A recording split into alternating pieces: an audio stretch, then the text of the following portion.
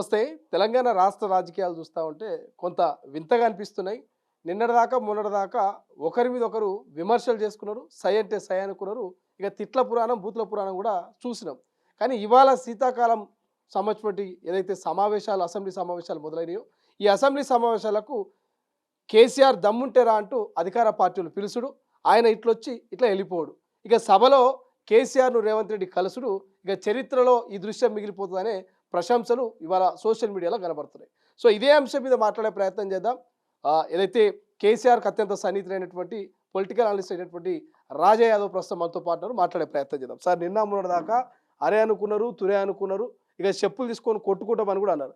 కానీ ఇలా అసెంబ్లీలో చూస్తే మాజీ ముఖ్యమంత్రి రేవంత్ రెడ్డి పోయి కలిసిన సన్నివేశం అందరినీ ఆలోచింపజేస్తా ఉంది. దాని మీద మీ కామెంట్ ఏంటి? అంటే భారత రాజకీయాలల్లో ఈనాడు కాదు, ద్వాపర యుగం నుండి కూడా ఒక మర్యాద ఉన్నది. భీష్ముని దగ్గర పోయి యుద్ధం చేసే అనుమతి అని ధర్మరాజు కోరుతాడు. భీష్ముని దగ్గర పోయి రెండు కాళ్ళు మొక్కి మీతో యుద్ధం చేసే అనుమతిని ఇవ్వండి అని కోరుతాడు. అట్లనే అనేక రోజుల నుంచి ఉన్న సాంప్రదాయాన్ని ఇవాళ రేవంత్ రెడ్డి పాటించినందుకు నేను హ్యాండ్స్ అప్ చెప్తున్నాను. హృదయపూర్వకంగా నేను గర్వంగా చెప్తున్నా. ఆ సాంప్రదాయాన్ని ఇలా కొనసాగించండి. తెలంగాణను తెచ్చిన నాయకునిగా, అనేక సంవత్సరాలు రాజకీయ అనుభవం ఉన్న వ్యక్తిగా ఆయనను గౌరవించిట్లా ఆయన ఔన్నత్యాన్ని ప్రకటించుకున్నాడు. తన గౌరవాన్ని తను పెంచుకున్న మాట నిజం. తన గౌరవాన్ని తను పెంచుకున్నాడు, తప్పేం లేదు రేవంత్ రెడ్డి. అదే కేసీఆర్ ఎందుకంటే ఇద్దరు భార్యాభర్తలు మన సిద్ధనను, వాళ్ళ కొడుకు పేరు సిద్ధనను అద్దంకి పంపాలే అని మాట్లాడుకుంటాను వీళ్ళిద్దరు. వాడు ఇన్నాడు, సిద్ధన్న అద్దంకి వేయిండు వచ్చిండు. తల్లుండి సిద్ధన్నను అద్దంకి పోవాలరా అంటే నేను పోయొచ్చిన కదమ్మా మీరు ఇద్దరు అనుకుంటా అంటే ఇన్నా. ఎందుకు పోయినవురా? మీరు అనుకుంటున్నారు కాబట్టి నేను పోయినా వచ్చిన. అట్లనే కేసీఆర్ గారు ఇంత ఉందా వ్యక్తి, అనేక విషయాల మీద అవగాహన ఉన్న వ్యక్తి, అనేక తెలంగాణ పోరాట యోధునిగా పేరున్న వ్యక్తి, ఇవాళ సిద్ధనను అద్దంకి పోయే తీరేదైతున్నదో అదే పాటించండి అని అనిపిస్తూ ఉన్నది. కాసేపు కూర్చొని, ఓపికతో కూర్చొని ఆయన మాట్లాడాల్సింది మాట్లాడి, ఒక ప్రతిపక్ష నాయకునిగా ప్రజా సమస్యలను తీసుకొని వేలెత్తి చూపేటువంటి పని చేయలే ఆయన. అర్జెంటు పని ఉందేమో అనుకోవచ్చు కదా, ఏమైనా ఇంపార్టెంట్ మీటింగ్ ఉంది అనుకోవచ్చా? తప్పేం లేదు. రేపు కూడా ఇంకో వారం రోజులు నడతాయట కదా. ఈ వారం రోజులలో అటెండ్గా కనీసం 2-3 రోజులు నువ్వు నీ అటెండెన్స్ కనిపించనియండి. రాడనుకుంటున్నారా మాజీ ముఖ్యమంత్రి అసెంబ్లీకి మరోసారి? నేను రాడని అనుకుంటలేను, కానీ వస్తాడని కూడా అనుకుంటలేను. రాడనుకుంటలేను, వస్తే అంతంత మాత్రమే ఉంటే కరెక్ట్ కాదు. ఆయన ఉచితమైన సలహా. ఇప్పుడు కాంగ్రెస్ పార్టీ తర్వాత బీఆర్ఎస్కు గ్రామ పంచాయతీ ఎన్నికలలో రిజల్ట్ వచ్చినమాట వాస్తవం. పోతే ఆయన మీద ఇప్పుడు ఏదైతే ఈ ఫోన్ ట్యాపింగ్ కేసు ఏదైతే ఉన్నదో అది బిగుస్తుందని తెలుస్తుంది. దాని కిందనే మొన్న ఆయన సభకు రావడం జరిగింది. ఏ సభకు? మొన్న ఆయన పార్టీ మీటింగ్ పెట్టి అందరితోని సమాలోచన చేసినట్టు, ప్రెస్ మీద మాట్లాడినట్టు ఇవన్నీ వచ్చినాయి. పోతే జూబ్లీహిల్స్ ఉప ఎన్నిక తర్వాత, అంటే ఓటమి తర్వాత మళ్ళీ ప్రాణప్రతిష్ఠ చేయాలనేటువంటి ఆలోచన చేసినమాట నిజం. అదే క్రమంలో ఇవాళ అదే క్రమంలో వచ్చిండు. ఎందుకంటే దీనిలో ప్రజల ముందు ఫేస్ చూపెట్టుకోవాలనే ఆరాటం ఆయనకున్నది. కానీ కనకడప్పు మోగినట్టు మోగేది ఆయన కనకన. ఆయన వాయిస్ ఏదైతున్నదో, ఆయన వాయిస్ వింటే, ఆయన యాస వింటే ప్రజాలోకంలో రోమాలు నిక్కబొడిచేటువంటి వ్యక్తి ఆయన. 7 గోళల లోతు నుంచి మాట్లాడినట్టు అనిపించింది మొన్నటి సభలనైతే, మొన్నటి మీటింగ్లో. అంటే ఎంతో బాయిల ఉండి మాట్లాడినట్టు అనిపించింది. అంటే ఆయన గొంతు పోయింది. సరే, దురదృష్టం. ఆయన గొంతే టీఆర్ఎస్కు బలాన్ని ఇచ్చింది, ఆయన గొంతే వాయిస్ని ఇచ్చింది, ఆయన వాయిసే నిజంగా పాట కంటే మాట కంటే గొప్పదైంది. ఇవాళ ఆయన మాట తీరు అంటే కుటుంబ గందరగోళమే కావచ్చు, ఆయన ఆరోగ్య పరిస్థితులే కావచ్చు, ఇవాళ కవిత చేసేటువంటి విమర్శలే కావచ్చు, ప్రతి ఈయన చేసిన ప్రతి విమర్శకు ఆమె దగ్గర ఆన్సర్ ఉన్నది.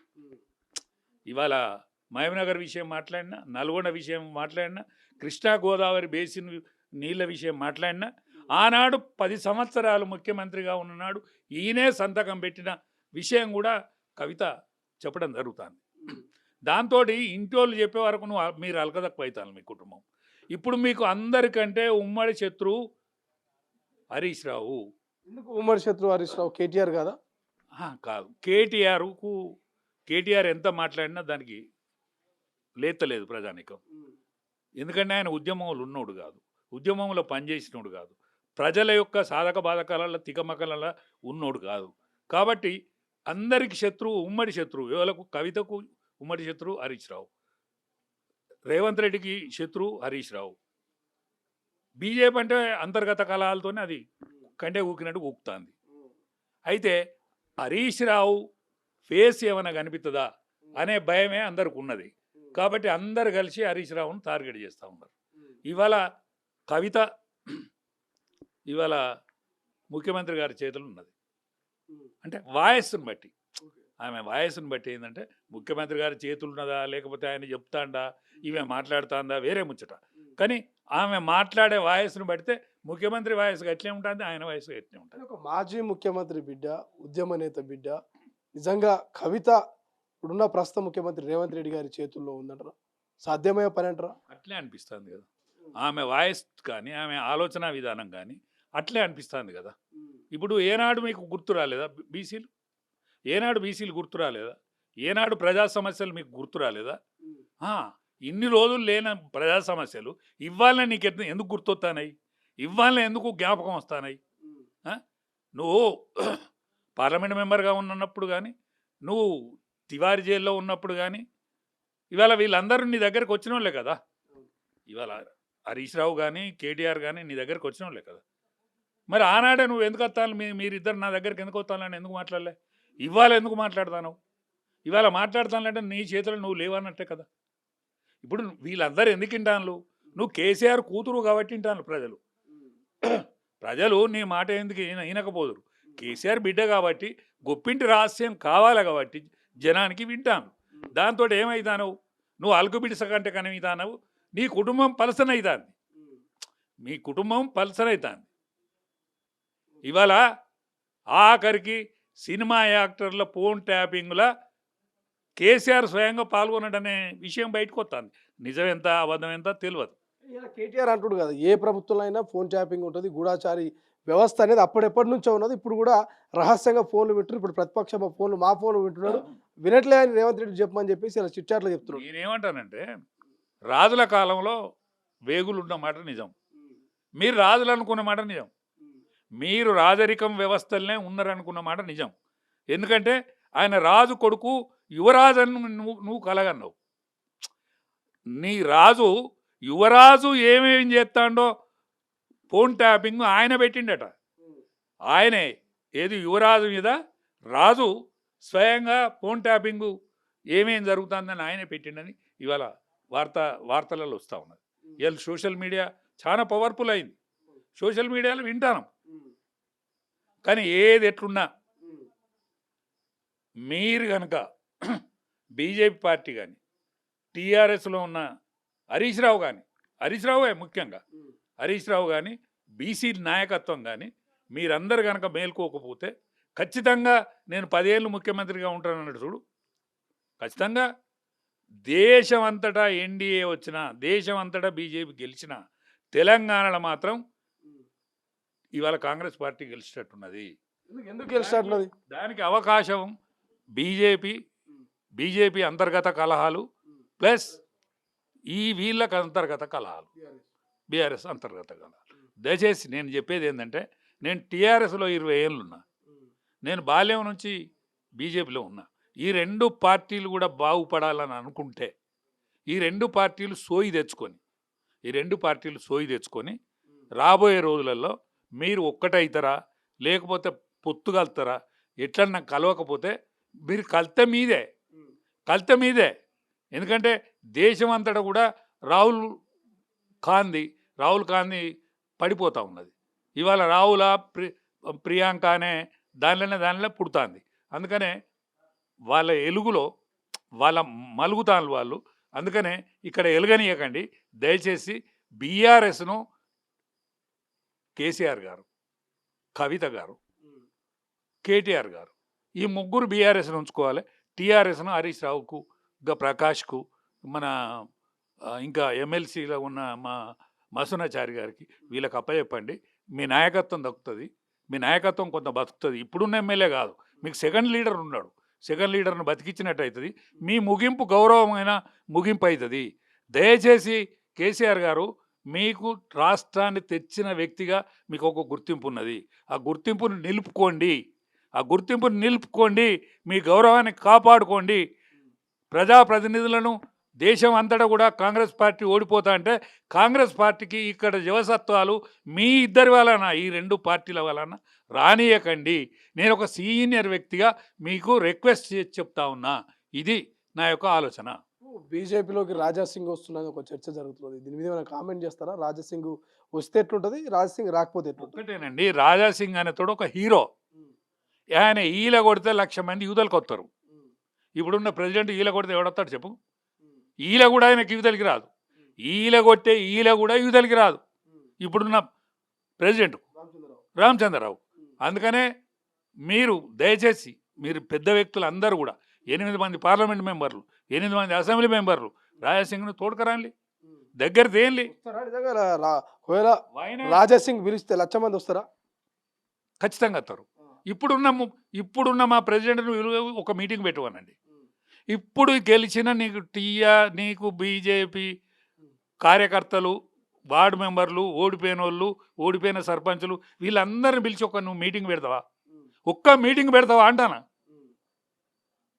మా అక్కడ కమలాపూర్లో ఒక మీటింగ్ జరిగింది గెలిచిన సర్పంచులది.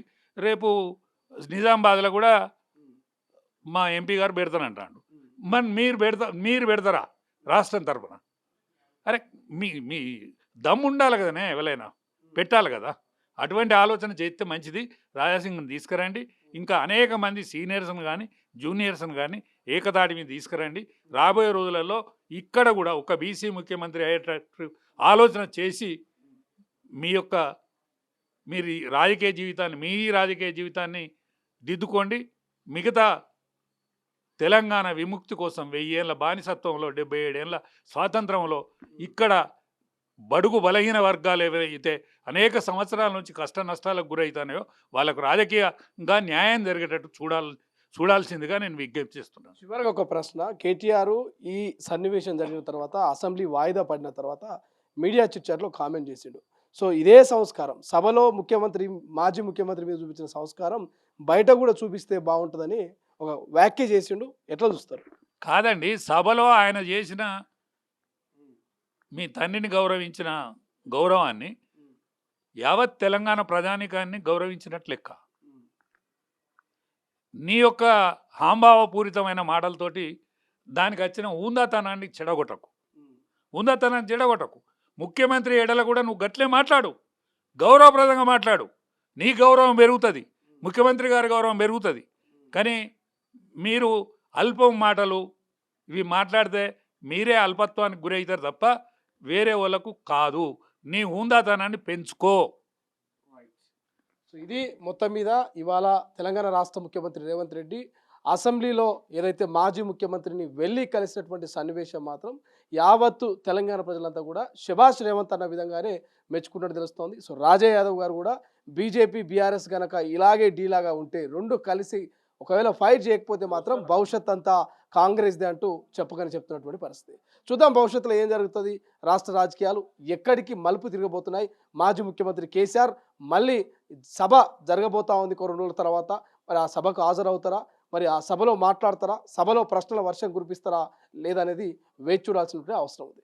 కెమెరా పర్సన్ అజయ్తో శ్రీశైలం, తొలి వెలుగు, హైదరాబాద్. అసలైన తొలి వెలుగు. ఫాలో వాట్సాప్ @తొలి వెలుగు official.